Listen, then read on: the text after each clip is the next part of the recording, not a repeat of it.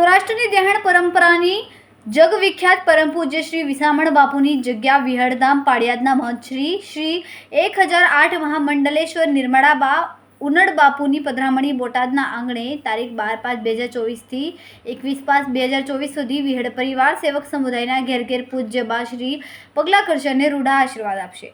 આ અનુસંધાને આજરોજ 12/5/2024 રોજ પૂજ્ય બા શ્રી ભૈલુ બાપુ, પૂજ્ય બાળા ઠાકર, શ્રી પૃથ્વીરાજ બાપુ, પૂજ્ય શ્રી ગાયત્રીબા, પૂજ્ય શ્રી દિયાબા સહિત ઠાકર પરિવારની પધરામણી થયેલ છે। ત્યારે બોટાદના પંજવાણીના કાંઠા પાસેથી ભવ્ય અને દિવ્ય સ્વાગત કરવામાં આવ્યું અને સમગ્ર બોટાદ મધ્યથી ગઢડા રોડ ખાતેના મહાદેવ પાર્ટી પ્લોટ સુધી ખૂબ મોટી ભવ્ય દિવ્ય અને ઐતિહાસિક શોભાયાત્રા નીકળી, જેમાં શણગાર સાથે હાથી, ઘોડા, ઊંટ જોવા મળ્યા।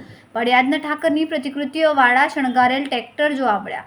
બાળકો માટે રમકડાની ટ્રેન તેમજ રાસ મંડળીઓ, બેન્ડવાજા, ડીજે તેમજ બુલેટ બાઇક સહિત ફોર વ્હીલર ગાડીઓ સહિત હજારો સેવક સમુદાય તેમજ નગરજનો સહિત મોટા કાફલા સાથે અતિ ભવ્ય દિવ્ય શોભાયમાન શોભાયાત્રા જોવા મળી। ઠાકરની શોભાયાત્રાની દિવ્યતાથી 18 વર્ણમાં આનંદની લાગણી ફેલાઈ ગઈ। સમગ્ર બોટાદ વિહાળનાથમય બની ગયું।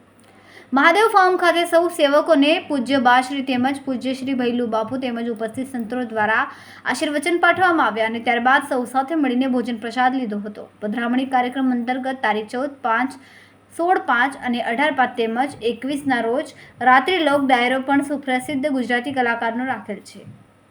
Reporter Kanubhai Khachar, Tehelka news, Paliyad.